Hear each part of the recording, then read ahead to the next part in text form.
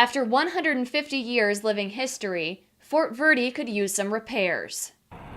Built in 1871 and nearly lost in 2010, a white fence defines 11 acres of Arizona history.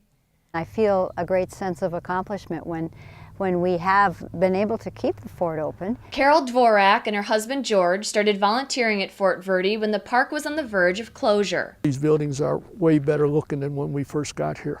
They were just falling apart. And this historic site wasn't the only park on the state's chopping block. In January of 2010, the legislature decided to cut $8.6 million from the state park's budget. The state parks board then proposed to close 13 of the 30 parks in the Arizona system. But locals refused to let the economy dictate the future of Fort Verde and Lost Dutchman. It's one of the best ones that's in the valley or close to the valley. Folks from Camp Verde and Apache Junction stepped up to keep their state parks open, raising money and recruiting volunteers until the state could reclaim control. Smaller towns, smaller communities cannot fund state parks on their own. They need the support. I mean, they're called state parks for a reason. But now that it can, it won't.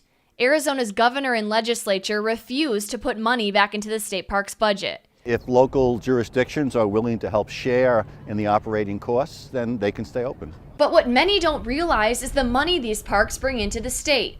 According to the State Parks Department, parks like these have an economic impact of $266 million a year.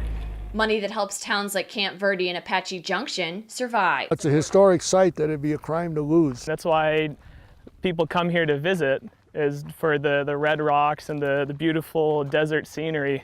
And without them, I think we'd lose a lot of those people. And supporters insist that losing visitors to the state is the last thing Arizona needs.